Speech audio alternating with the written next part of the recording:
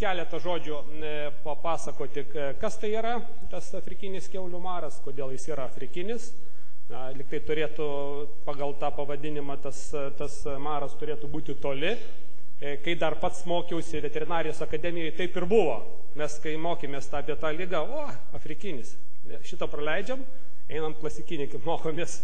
Bet pasirodo, kad šiame globaliame pasaulyje situacija keičiasi žaibiškai. Ir tą afrikinį marą mes turime čia. Ir būtent aš norėčiau jums parodyti, kaip tas maras pateko pas mus į Europą. Kalbant apie patį virusą, tai yra didelis virusas. Tas virusas yra didelis tiek pačiais fiziniais matmenimis ir genomo dydžių. Sudaro daugiau kaip 500 genų.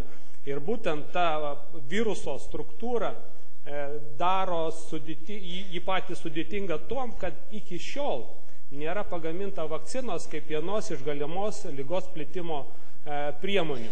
Ir taikant, čia truputį užbėgsiu į priekį, kontrolės priemonės, yra ko gero tik vienintelis būdas. Tai yra tų imlių gyvūnų naikinimas. Tai yra DNR virusas.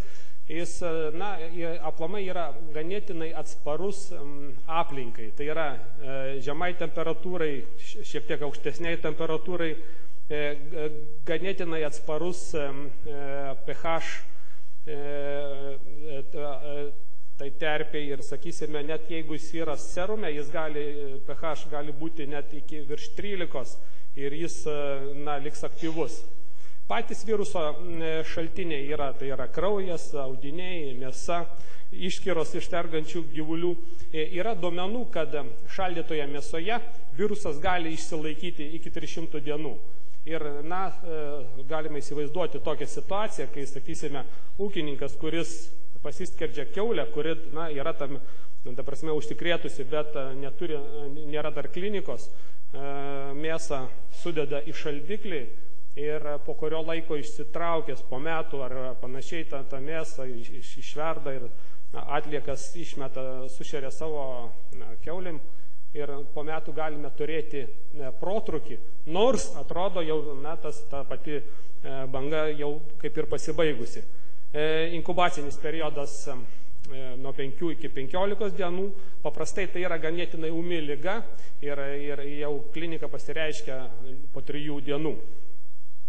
Užsikrėtimo būdai tai yra tiesioginiu būdu, nuo sergančio gyvūno sergančiam gyvūnui, taip pat netiesioginio, sakysime, kai fermų darbuotojai per apyvokos daiktus, medžiotojai, ta prasme, su užkrėsto šerno mėsa gali pernešti. Kitas svarbus pernešėjas ir rezervuaras tai yra erkės, bet gera žinia mums yra tai, kad tai kaip šaltinis, tai yra tos vadinamosios minkštosios erkės, ornitodorus rūšies. Ir pas mus šių erkių, bent kiek mums teko bendrauti, su mokslininkais lyg ir nėra. Įdomus vienas momentas yra ligos pernešime ir kaip pasireiškė pas mus maras Ignalinos rajone, dideliame kiaulių komplekse atvyko danų mokslininkai, entomologai, kurie užsiema tyrimų, kad vis dėlto tą virusą galima pernešti mechaniniu būdu. Ir tie mašalai, kraujasiurbiai mašalai, savo to siurbimo aparatų, prietaisų, jeigu taip galima pavadinti, jie gali pernešti virusą nuo užsikrėtusio ant sveiko. Ir nagrinėjant hipotezės, kaip tas virusas pateko į šitą didelę fermą, tai viena iš hipotezių, kad būtent galimas yra kraujasiurbiais vabzdžiais.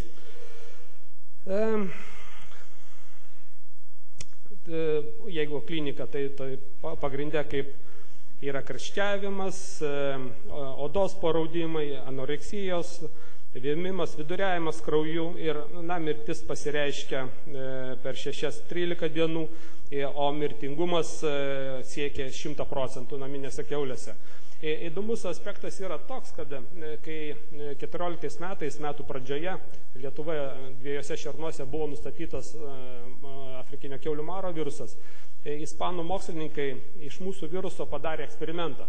Tai yra, užkrėtė naminės kiaules Ir kartu su tom užkrėstom kiaulėm buvo patalpintos ir tos, vadinamosios kontrolinės, sveikos kiaulės.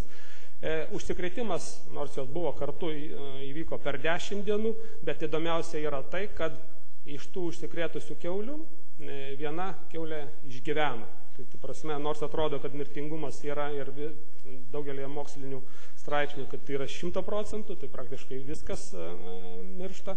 Tačiau, eksperimentos įrodė tokį faktą.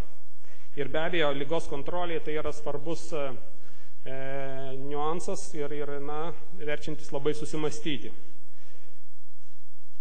Kaip ir minėjau, tai liga nėra labai sena. Pirmą kartą ji buvo nustatyta Kenijai, Afrikoje 1921 metais ir ši liga buvo nustatyta mokslininko Montgomery.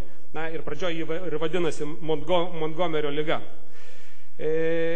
Europoje ši liga taip pat yra nenauja. Ji pasireiškė Portugalijai, Ispanijai 60 metais. Ir kai ši liga pateko į Europą, tiek Portugalija, tiek Ispanija, jie turėjo ilgus dešimtmečius, virš 30 metų kovojo, kol galėjo deklaruoti, kad jie vėl laisva šalis nuo afrikinio kiaulių maro. Tai nepaprastai sudėtinga liga ir sukovoti nėra lengva. Be abejo, geras pavyzdys, galbūt vienas iš kovos priemonių, kai